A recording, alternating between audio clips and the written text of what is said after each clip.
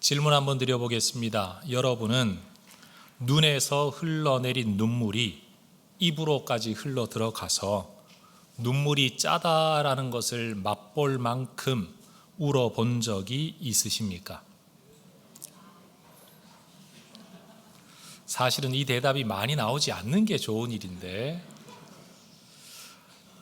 책을 읽다가 한민복이라는 시인의 산문집 눈물은 왜 짠가? 라는 책에서 똑같은 제목의 한 짧은 글이 있어서 여러분에게 한번 낭독해 보도록 하겠습니다. 지난 여름이었습니다. 가세가 기울어 갈 곳이 없어진 어머니를 고향 이모님 댁에 모셔다 드릴 때의 일입니다. 어머니는 차 시간도 있고 하니까 요기를 하고 가자시며 고깃국을 먹으러 가자고 하셨습니다. 어머니는 한평생 중이염을 앓아 고기만 드시면 귀에서 고름이 나오곤 했습니다. 그런 어머니가 나를 위해 고깃국을 먹으러 가자고 하시는 마음을 읽자 어머니 이마의 주름살이 더 깊게 보였습니다.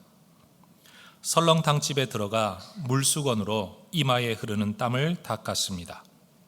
더울 때일수록 고기를 먹어야 더위를 안 먹는다. 고기를 먹어야 하는데 고기 국물이라도 되게 먹어두어라. 설렁탕에 다대기를 풀어 한 대숟가락 국물을 떠 먹었을 때였습니다. 어머니가 주인 아저씨를 불렀습니다. 주인 아저씨는 뭐 잘못된 게 있나 싶던지 고개를 앞으로 빼고 의아해하며 다가왔습니다. 어머니는 설렁탕에 소금을 너무 많이 풀어 짜서 그런다며 국물을 더 달라고 했습니다. 주인 아저씨는 흔쾌히 국물을 더 갖다 주었습니다. 어머니는 주인 아저씨가 안 보고 있다 싶어지자 내 투가리에 국물을 부어주셨습니다. 나는 당황하여 주인 아저씨를 흘금거리며 국물을 더 받았습니다. 주인 아저씨는 넌지시 우리 모자의 행동을 보고 애써 시선을 외면해 주는 게 역력했습니다. 나는 국물을 그만 따르시라고 내 투가리로 어머니의 투가리를 툭 부딪혔습니다. 순간 투가리가 부딪히며 내는 소리가 왜 그렇게 서럽게 들리던지 나는 울컥 치받치는 감정을 억제하려고 설렁탕에 만 밥과 깍두기를 마구 씹어댔습니다. 그러자 주인 아저씨는 우리 모자가 미안한 마음 안 느끼게 조심 다가와 성냥갑만한 깍두기 한 접시를 놓고 돌아서는 거였습니다. 일순 나는 참고 있던 눈물을 찔끔 흘리고 말았습니다. 나는 얼른 이마에 흐른 땀을 훔쳐내려 눈물을 땀인 양 만들어 놓고 나서 아주 천천히 물수건으로 눈동자에서 난 땀을 씻어냈습니다. 그리고 속으로 중얼거렸습니다. 눈물은 왜 짠가?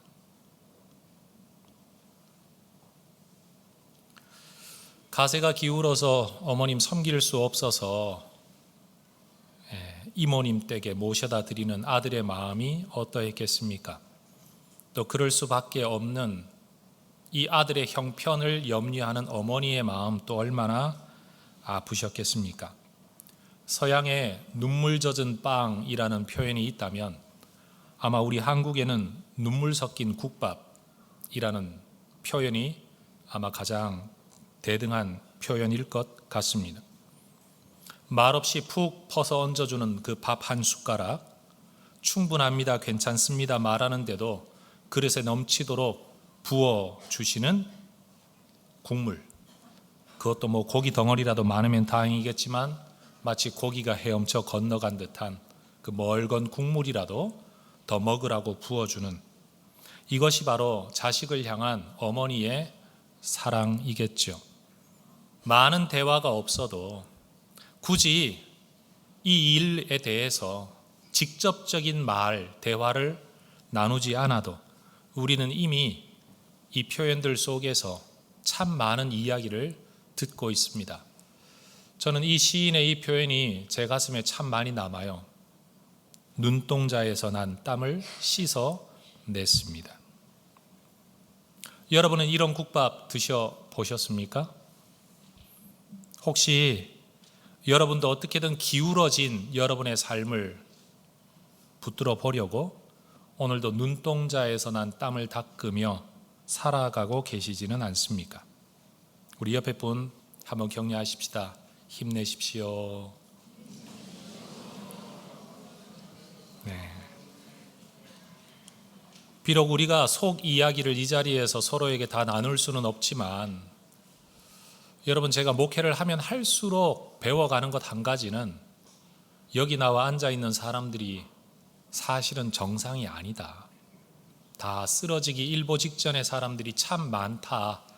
더 잘하라고 다그치는 것보다도 여기까지 앉아있는 것만 해도 참 대단하다라는 말을 들어야 할 사람들이 많다는 것을 제가 점점 더 배워갑니다.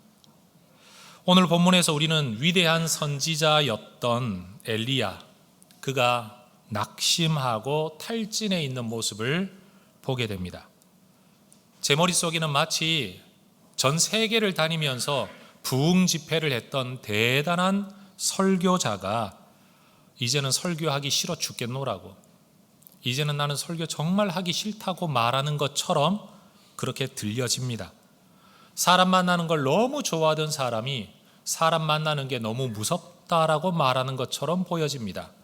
또 하는 일마다 승승장구하던 사람이 갑자기 하루아침에 공황장애를 겪으며 모든 일에 있어서 이 사람이 옛날에 그 사람이 맞나 싶을 만큼 뭔가 불안해하고 판단력이 흐려져 있는 모습을 우리는 보고 있는 것 같습니다. 여러분, 왜 이런 일이 일어났습니까? 그런데 제 질문, 더 여러분과 고민해보고 싶은 질문은 이런 엘리야에게 하나님은 어떻게 반응하셨는가 하는 겁니다.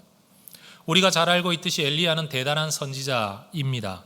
그가 기도했을 때 하늘에서 불이 떨어졌습니다. 이걸 바라보던 믿음을 떠나버린 이스라엘 백성들이 이 엘리야 때문에 여호와만이 진짜 하나님이다 하고 회개하고 돌아오는 대부흥의 역사가 일어났습니다. 엘리야 때문에. 그리고 그는 하나님을 대적하는 세력들, 특별히 하나님의 약속의 백성들 그 땅 안에 들어와 바알과 아세라라는 이방의 신을 섬기도록 영향력을 끼쳤던 850명의 선지자들을 한순간에 다 처벌하고 하나님의 백성들의 영적 질서를 다시 세운 종교개혁가. 그뿐만이 아닙니다. 엘리야가 기도하면 불만 떨어지는 게 아니라 물도 떨어졌습니다. 3년 6개월 동안 비가 오지 않았는데 엘리야의 기도에 의해서 폭우가 쏟아집니다. 이런 엘리야의 모습은 우리 예수 믿는 사람들이 늘 마음으로 동경하는 능력 있는 하나님의 사람의 모습 아닙니까?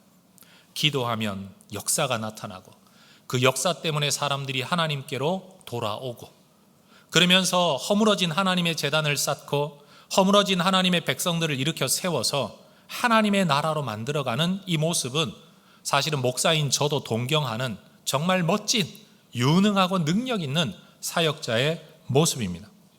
그런데 그런 그가 오늘 본문에서 너무 이상하게 변해 있습니다. 제가 성경 2절부터 5절까지의 말씀을 오늘 본문을 한번 읽어보도록 하겠습니다. 이세벨이 사신을 엘리야에게 보내어 이르되, 내가 내일 이맘때에는 반드시 너의 생명을 네가 죽인 저 선지자들의 생명처럼 만들어 버리겠다. 그렇게 하지 아니하면 신들이 내게 벌 위에 벌을 내림이 마땅하니라 한지라. 그가 이 형편을 보고 일어나 자기의 생명을 위해 도망하여 유다에 속한 브엘세바에 이르러 자기의 사환을 그곳에 머물게 하고, 자기 자신은 광야로 들어가 하룻길쯤 가서 한 로뎀 나무 아래 앉아서 자기가 죽기를 원하여 이르되, 여호와여, 넉넉하오니 지금 내 생명을 거두시옵소서.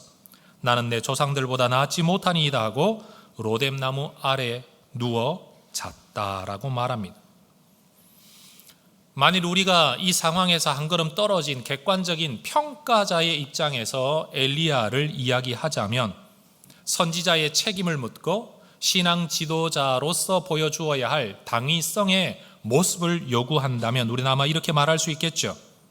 어떤 형편에서든지 믿음 붙들고 하나님 약속을 믿고 담대해야 될 하나님의 사람이 이게 뭐냐? 하나님의 사람들이 문제를 만나면 엎드려 기도해야지 죽겠다고 탄식하며 누워 자는 게 이게 믿음이냐?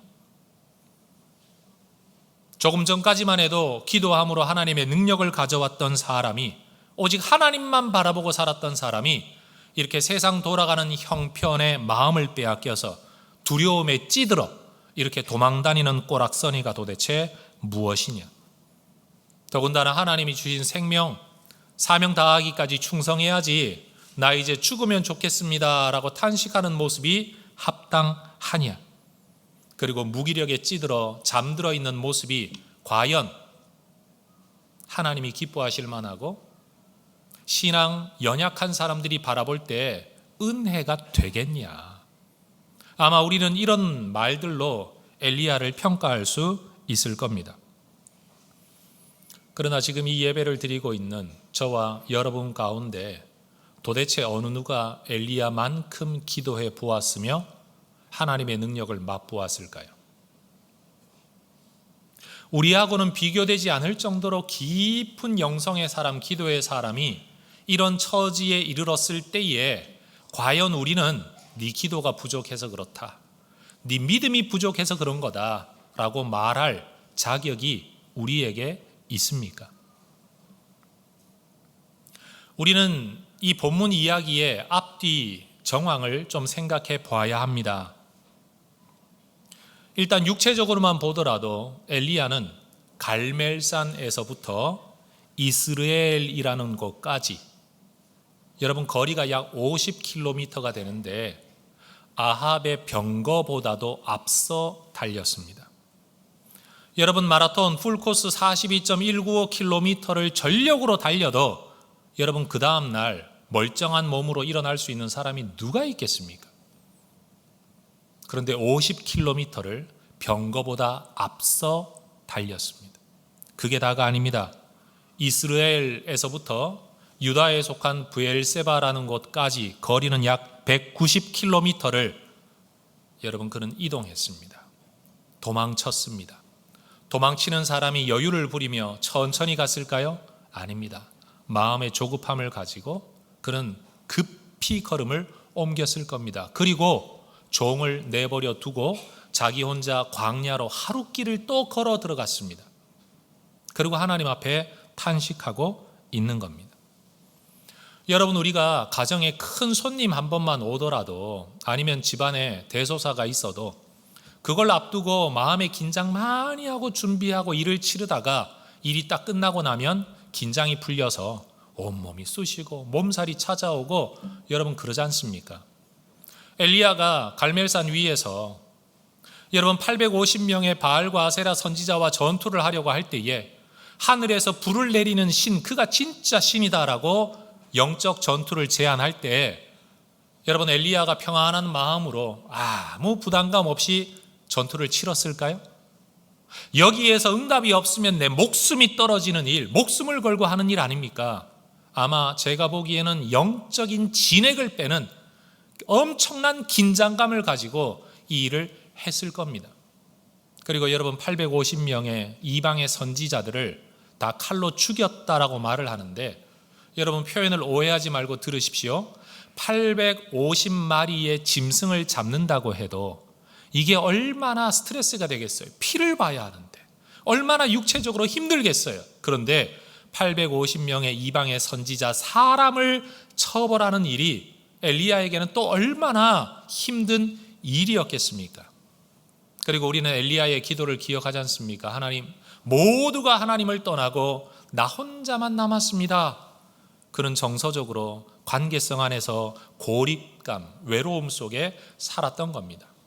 그러니 지금 이 본문에 나타난 엘리야의 모습은요, 영적 탈진, 정서적 고갈, 육체적 탈진, 이 모든 것들이 어우러져 있는 그 위에 목숨의 위협까지도 느끼고 있다는 거죠.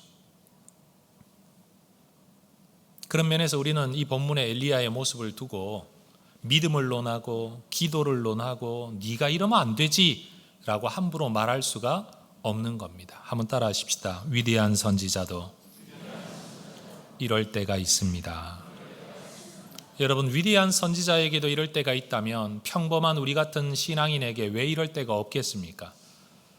하나님 잘 믿고 그나마 예배하고 신앙 안에 살겠다고 작심하고 살아가더라도, 여러분, 일이 한두 개만 몰려서 찾아오더라도 갑자기 기도하기 싫어지고 예배드리기 싫어지고 성경 읽기 싫어지고 하나님 정말 살아계신가 싶고 이러려면 빨리 죽어 천국이나 갔으면 좋겠다, 그런 마음의 탈진이 우리에게도 있지 않겠습니까? 사역자뿐만이 아니라 하물며 집안에서 가정살림을 하는 주부에게도 어느 날 늘 해왔던 빨래, 늘 해왔던 밥, 늘 해왔던 청소, 일상의 삶 자체가 그냥 싫어질 때가 있다는 겁니다.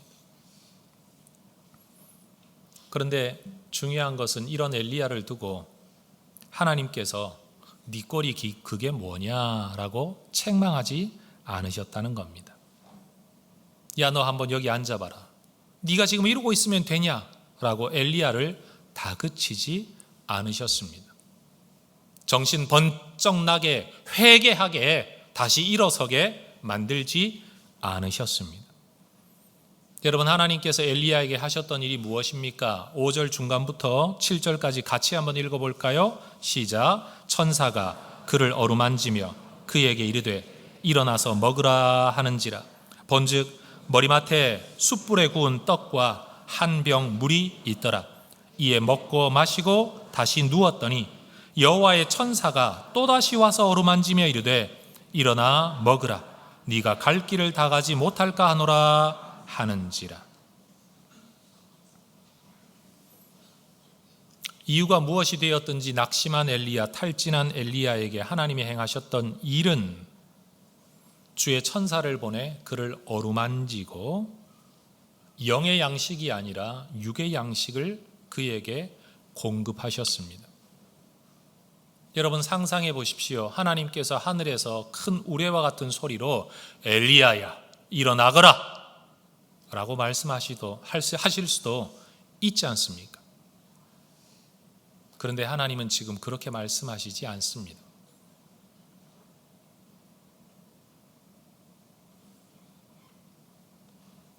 세상 사람들은 하나의 환상 속에 살아갑니다.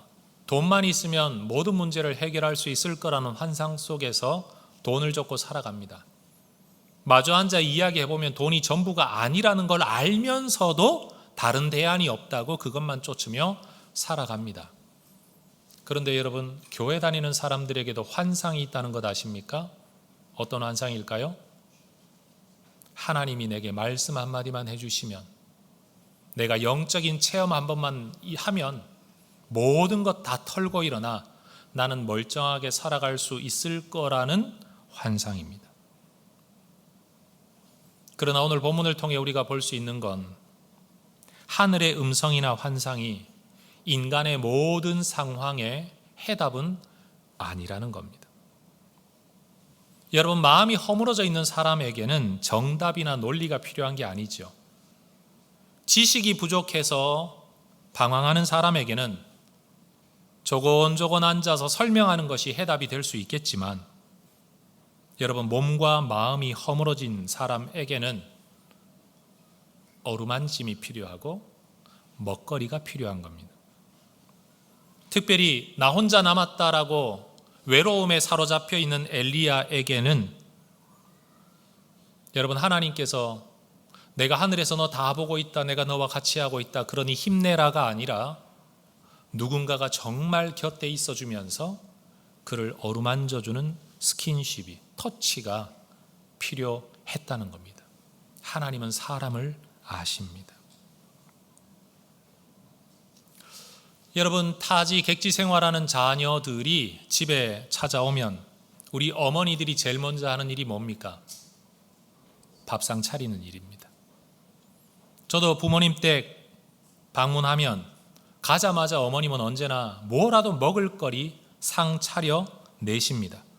어머니, 내려오는 길에 휴게소에서 뭘 많이 먹고 왔어요 라고 말을 하는데 어머니 말씀은 그러죠. 야, 휴게소에 뭐 먹을 게 있냐? 그러나 솔직히 휴게소에 먹을 게 얼마나 많습니까? 그런데도 상을 차려 내십니다. 먹이십니다. 그게 어머니 사랑이죠. 총각 때는 집에 내려가면 이제 신학 공부하느라고 고향 떠나서 서울로 올라온 다음에 책 다 가지고 올라오고 옷 다 가지고 올라오고 부모님 댁에 가도 제 방이 없고 제 책상도 없고 제 살림살이가 하나도 없으니까 부모님 뵈러 갔는데 부모님 얼굴 봤지만 그렇다고 빤히 얼굴만 쳐다보고 앉아 있을 수는 없잖아요. 그러면 방 한 귀퉁이에 가서 자빠져 잡니다. 부모님 뵈러 왔다고 말해놓고 잠잡니다. 할 수 있는 게 없으니까요. 그러면 어머니, 아버지, 야 너는 부모 만나러 와서 잠만 쳐자빠져 자냐? 그렇게 말씀하시지 않고 여러분 여름인데도요 두꺼운 이불 갖다 덮어주십니다. 잘 자라고. 그리고 떨그럭 또 뭘 하십니다. 일어나서 먹고 자라고 또 뭔가 상을 차리십니다. 아버지는 아들이 어느 한 귀퉁이에서 자고 있다는 사실로 흐뭇해하시고 힐끗 한번 쳐다보면 그걸로 만족하시죠. 어머님은 그런 자식 얼굴 한번 머리 한번 쓰다듬으면 그걸로 힘을 얻으십니다. 철없을 때는 모르지만 나이가 들면 들수록 특별히 부모님들이 세상을 떠나시고 나면 그 어머니의 손길, 아버지의 눈길, 어머니의 밥상이 그리워지죠. 사실 그것만큼 우리를 힘나게 하는 게 어디 있습니까?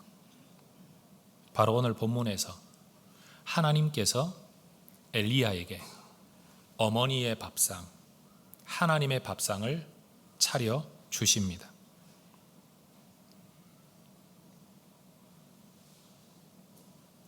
무슨 말이 필요한 게 아니죠. 그냥 밥 먹는 자식 얼굴 쳐다보는 것으로 이미 하고 싶은 말 다 한 것이고, 안 들어도 객지에서 고생하는 것, 뜻대로 안 되는 것 이미 다 알고 있습니다. 부모님들은 우리를 알잖아요. 어떤 일이 잘 되면 미리 와가지고 미주알 고주알 자랑한다는 걸, 그리고 안 되면 입 다물고 있다는 거 아시잖아요. 부모님 뵈러 와서 아무 말 안 한다라는 것은 힘들다는 것이고 뭔가 뜻대로 안 된다는 걸 부모님들은 듣지 않아도 이미 다 아시잖아요. 하나님은 탈진해서 쓰러져 죽기를 원하고 있는 엘리야에게 야 이놈아 정신 차려라 하지 아니하시고 밥상을 차려 내십니다. 어루만져 주십니다. 그것도 한 번 먹여놓고 야 한 번 먹었으면 일어나야지, 발로 툭툭 걷어차 일어나 가라 하지 아니하시고 또다시 쓰러진 엘리야 또다시 먹이십니다. 그 결과가 뭡니까? 8절입니다. 같이 읽어보겠습니다. 이에 일어나 먹고 마시고 그 음식물의 힘을 의지하여 40주 40야를 가서 하나님의 산 호렙에 이르니라. 하나님을 만나기 위해 또 다른 사명을 받기 위해 호렙산까지 걸어가는 과정은 40일이나 걸린 긴 여정이었습니다. 여러분, 이 긴 여정을 엘리야가 다시 걸어갈 수 있었던, 그의 이 인생길을 걸어갈 수 있었던 힘의 근원은 무엇입니까? 성경 보십시오. 기도해서 응답받았다가 아닙니다. 하나님이 능력 주셨다가 아닙니다. 성경은 그렇게 말합니다. 따라하십시다. 음식물의 힘을 의지하여. 하나님이 차려주신 밥상 힘을 의지하여 엘리야는 다시 일어난 겁니다. 엘리야가 여러분 이 갈멜산에서 하늘의 기적을 가져오게 만든 힘은 기도의 힘이었지만, 엘리야가 하나님을 만나기 위해 이 호렙산까지 갈 수 있었던 힘은 음식물의 힘이었습니다. 여러분, 우리는 전인격을 가지고 있는 인간이라는 사실을 절대 잊어버리면 안 됩니다. 우리에게는 말씀의 은혜도 있어야 되지만 육의 양식도 있어야 되고, 하나님의 은혜가 우리에게 있어야 하지만 사실 사람을 통해 표현되어지는 하나님의 사랑이 있을 때 우리는 삶의 의미, 보람을 누리게 되는 겁니다. 사람 없이 혼자 하나님 섬길 수 있는 사람은 세상에 아무도 없습니다. 여러분, 몸이 피곤하면 만사가 짜증스러운 법입니다. 정서가 불안할 때는요, 모든 일에 정상적인 반응을 할 수 없는 게 사람입니다. 혹시 이 자리에 며칠 밤 야근을 계속 하고서 이 예배를 드리는 분이 계시다면 아마 그분은 마음속에 소원이 딱 한 가지일 겁니다. 목사님 설교 제발 짧아서 빨리 마치고 집에 가 잠이라도 잘 수 있으면 좋겠다. 여러분, 피곤한 육체 속에서 은혜를 누릴 수 있는 사람은 많지 않습니다. 여러분, 은혜로운 주일 예배를 위한 비법은 의외로 굉장히 간단합니다. 가르쳐 드릴까요? 토요일 날 일찍 주무세요. 푹 자고 오셔가지고 맑은 정신으로 좋은 컨디션으로 예배에 참석하면 기록된 하나님의 말씀, 하나님 앞에 믿음을 고백하며 부르는 찬송이 은혜가 될 겁니다. 3부 예배 드리는 분들은 예배 마치는 시간이 1시 다 되어 가니까 설교 길어지고 예배 길어지면 짜증나죠. 왜요? 배고파서요. 당이 떨어져서 여러분 화가 난대요. 여러분 대책을 미리 말씀드릴까요? 아침 드시고 오면 됩니다. 여러분, 우리는 육체를 가지고 있는 사람입니다. 우리가 아무리 영적인 일, 위대한 일을 한다고 하더라도 우리는 한순간에 허물어질 수 있는 연약한 존재들입니다. 시카고의 윌로우 크릭 커뮤니티 처치라는 교회를 개척해서 일군 빌 하이벨스라는 목사님의 이야기를 잠깐 드리겠습니다.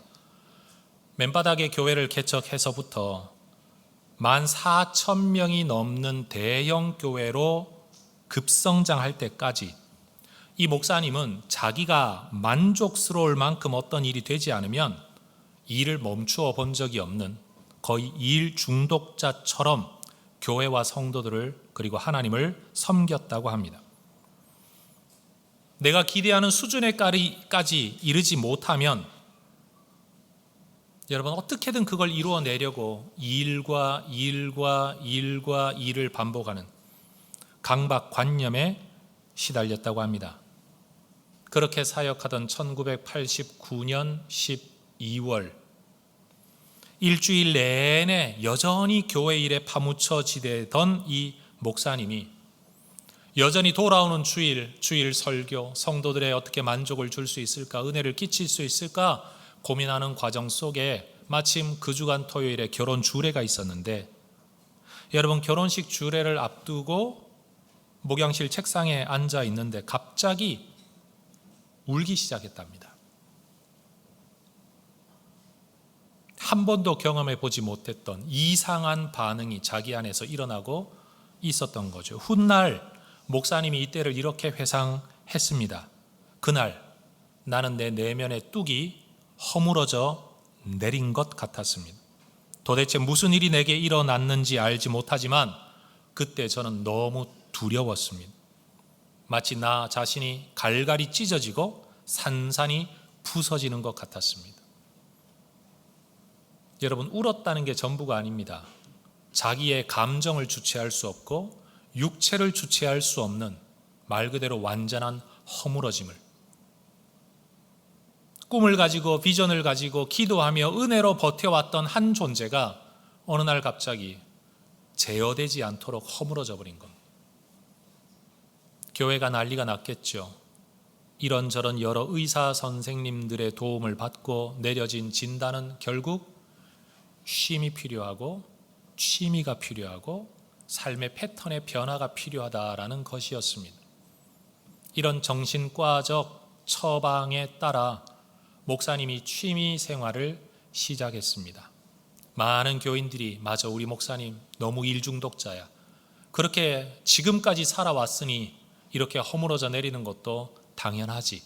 그러며 박수하며 격려하며 목사님이 여유를 가질 수 있도록 배려했다고 합니다. 그런데 그 많은 성도들 가운데 또 어떤 성도들은 목사가 거룩하지 못하게 취미 생활이 뭐냐, 어려움이 있으면 엎드려 기도해야지, 기도원 들어가야지, 하나님 앞에 단판을 지어야지, 맨날 보트나 끌고 다니는 취미 생활이 그게 뭐 목사냐? 라고 비난하는 사람들도 있었답니다.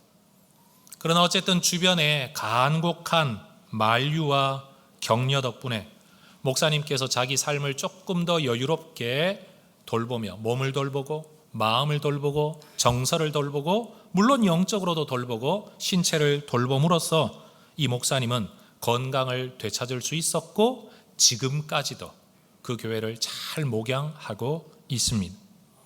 이 모든 일의 끝에 목사님께서 남겼던 문장 하나가 저는 책에서 너무 제 가슴에 와 닿았습니다. 이런 문장입니다. 목사가 교회에 줄 수 있는 최고의 선물은 전인격적으로 건강한 자기 자신이다. 여러분, 제가 이 말을 읽을 때 왜 공감할 수밖에 없었냐 하면 제가 목회자로 살아가다가 보니까요, 여러분, 몸이 너무 피곤하면 성도가 부탁하는 모든 게 다 귀찮습니다. 교회와 성도들에게 대해서 뭐라고 말할 수 없는 섭섭함이 쌓여 있으면요, 설교할 때 좋은 뉘앙스와 표현으로 나가지 않는 거예요. 여러분, 내가 뭔가 어려운 문제 앞에 고민하는 게 너무 많으면 사실은 교회 일에 전념이 되지 않는 거예요. 일이 손에 잡히지 않고 성경을 읽고 있지만 뭘 읽는지 시간만 흘러갈 뿐인, 여러분, 우리는 바로 그런 존재입니다. 목사님의 이 표현을 우리가 빌면 아마 이런 말이 가능해지지 않을까 싶습니다. 우리 남자분들 한번 따라해 보시겠습니다. 아빠가 남편이 가정에 줄 수 있는 최고의 선물은 건강한 자기 자신이다. 우리 여자분들 한번 따라해 보십시오. 아내가, 엄마가 가정에 줄 수 있는 최고의 선물은 건강한 자기 자신이다. 여러분, 지금껏 잘 살아왔는데 갑자기 왜 그러냐? 갑자기 그런 게 아닙니다. 오랫동안 쌓여온 게 이제 터졌을 뿐입니다. 몸도 그렇게 언젠가는 하나 둘씩 고장나기 시작하고 마음도 언젠가는 갑자기 그렇게 허물어져 내립니다. 너무 곱게 순종자라고 부드럽던 엄마들이요, 어느 날 갑자기 싸움닭처럼 변하는 일은 갑자기 변한 게 아니고 쌓여온 것이 터져 나오는 것입니다. 멀쩡히 직장생활 잘하던 남편들이 갑자기 이상한 짓을 하게 되는 것, 그게 어느 날 갑자기 그런 게 아니고 쌓여온 것입니다. 여러분, 그렇기 때문에 우리의 신앙생활에 필요한 것은요, 하던 자리에서 하는 일 계속 하는 것이 정상이 아니라는 사실을, 다시 말해 그것이 원래 그런 것이 아니라는 사실을 아는 겁니다. 내 육체를 돌아보고, 내 정서를 돌아보고, 내 영성을 돌아보고, 나의 관계성을 돌아보는 일들이 신앙에 얼마나 중요한지요. 저는 우리가 전도를 할 때, 여러분, 그저 전도지 들고 나가서 당신에게 필요한 건 예수 그리스도다. 맞습니다. 정답입니다. 예수 믿어야 구원을 얻고 예수 안에 생명이 있고 예수 안에 모든 것이 다 있습니다. 그런데 문제는 지금 그 사람에게, 여러분, 살고 싶은 의욕이 없고 죽고 싶은 마음에 빠져 있고 세상 어디에서도 소망을 찾을 수 없고 예수 이름을 들었지만 예수가 소망이라는 것을 받아들일 만한 마음의 여유가 없다면, 여러분, 우리가 누군가에게 다가갈 때 필요한 건 전도지가 먼저가 아닐 수 있습니다. 일생을 살면서 사랑의 말 한마디 건네지 않았던 사람이 어느 날 갑자기 교회 전도 축제한다고 여러분 전화해가지고 이야기를 하면 상대방 벌써 압니다. 가을이지? 시즌이구나. 여러분, 그런 식의 교회 초청이 무슨 효력을 가질 수 있겠습니까? 그렇게 또 한번 불러다 놓고 난 다음에 왔으니 되었다. 한번 왔다 가고 난 다음에 이제는 교회 책임이다. 새가족 섬김이 책임이다. 목사님 책임이다. 나는 모르겠다. 여러분, 어느 누가 그 사람에게 고마워하고 감사하면서 네가 나를 교회 데려와줘서 너무 고맙다라고 말할 수 있겠습니까?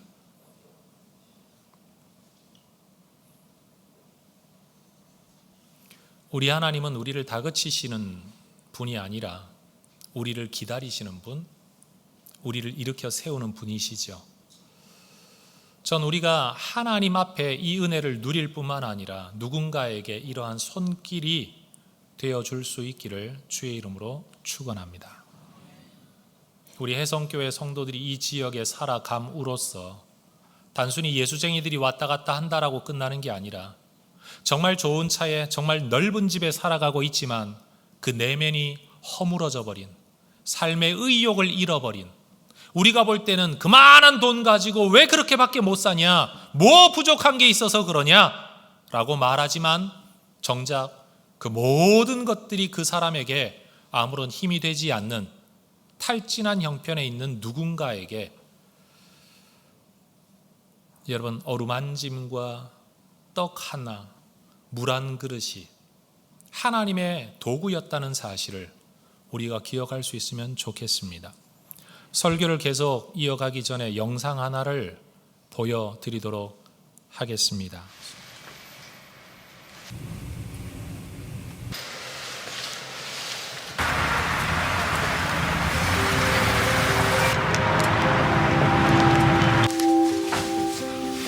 현재 하우스키핑으로 들어가서 하고 있어요. 호텔에서 하우스키핑을 하고 일식집에서 웨이트리스를 해요. 정신적으로 힘든 면도 분명히 있어요.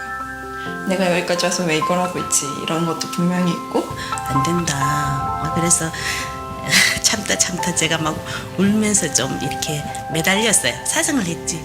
저희 어머님도 취업 준비를 취업을 바로 했었으면 했었고 저는 지금 안 가면 진짜 제 꿈이 다 무너질 것 같은 거예요. 그래서 대견하기도 하지만 어찌 보면 좀 냉정한 것 같고 치만 아는 것 같아서 좀 서운할 때가 많아요. 그래도 더 늦기 전에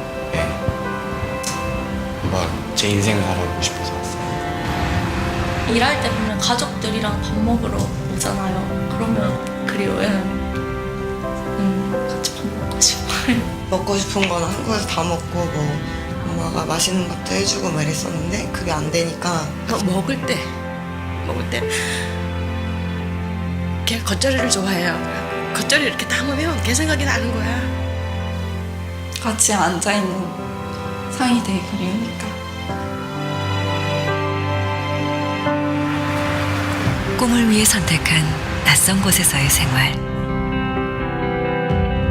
당연했던 일상들이 사무치게 그리워집니다.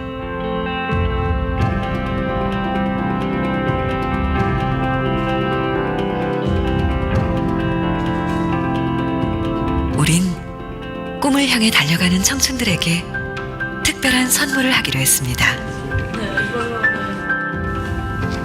첫 번째 우리 식사를 그냥 몰래?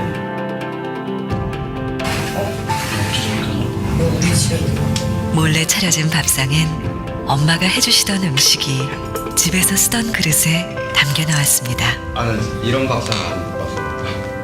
이것도 우리 거 같은데? 그러니까 막 이거 내 건데? 이랬어요? 벌써 나도 겠네.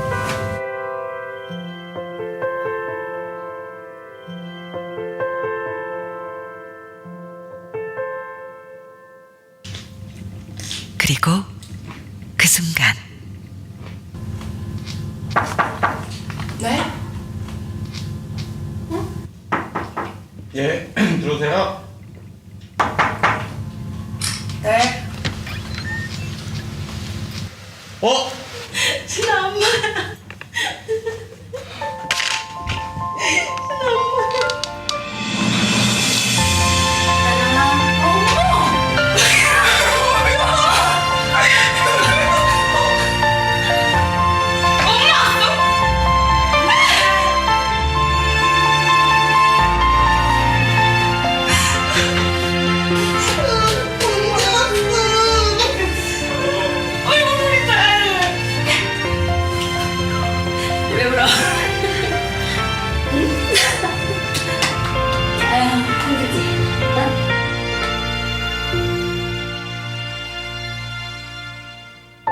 이 낯선 곳에 우리 아들은 처음에 와서 어떻게 다녔을까 그런 생각이 들어요.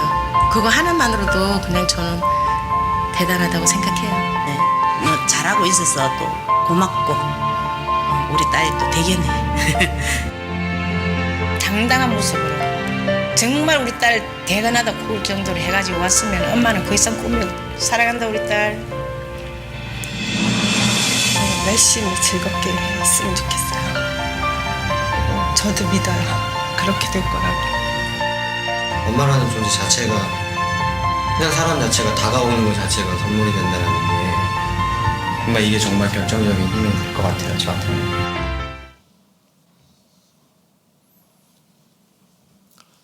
사람은 꿈이 있어야 살지만 꿈만으로는 못 삽니다.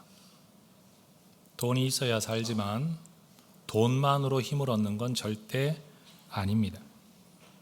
저나 여러분이나 누군가의 사랑에 손길이 없으면 살아갈 수 없는 연약한 존재들. 여러분, 돈이 허물어진 마음 일으켜 세워주지 않습니다. 깨어진 정서를 여러분, 일이 일으켜 세워주지는 못하는 겁니다.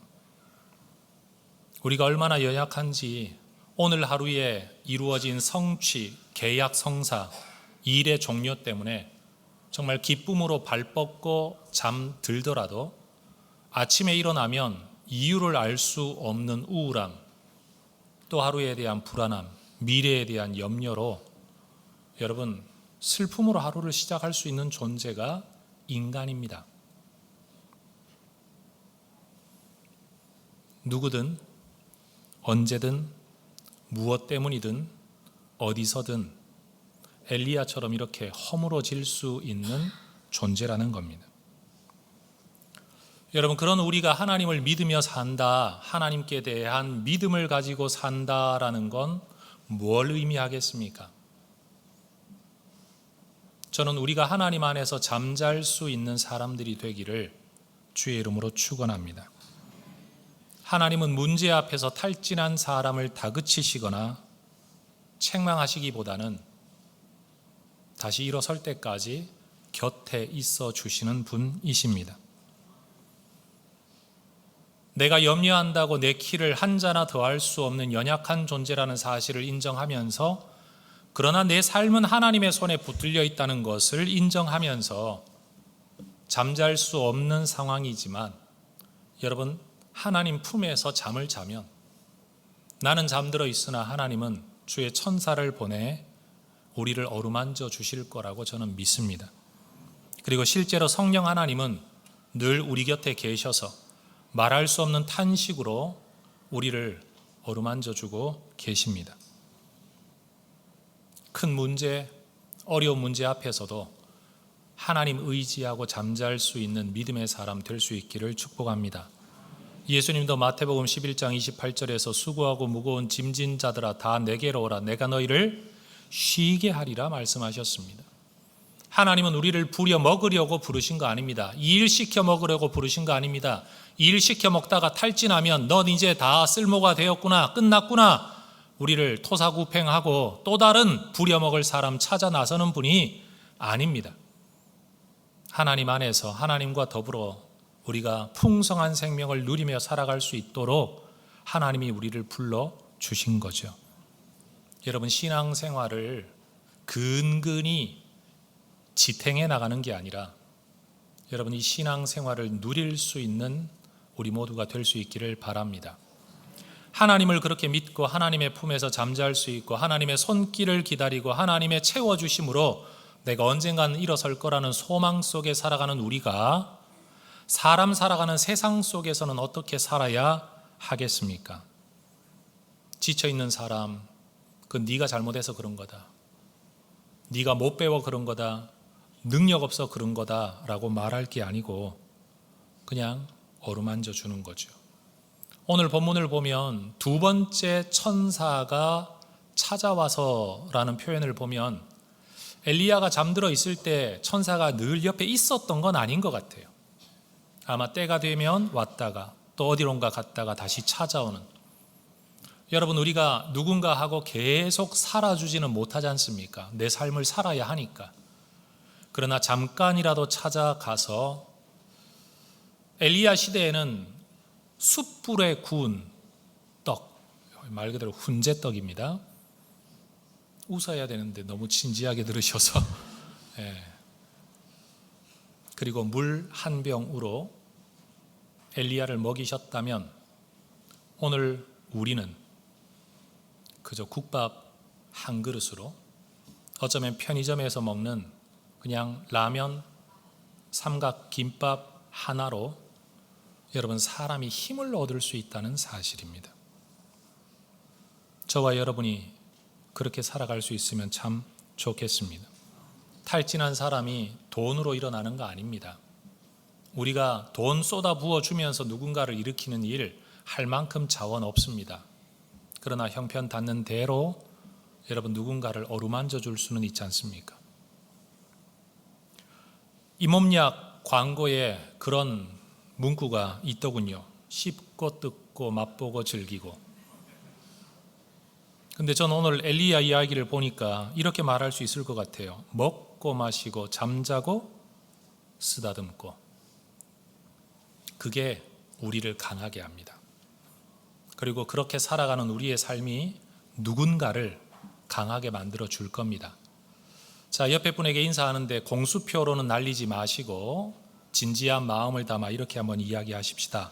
언제 국밥이라도 한 그릇 같이 합시다.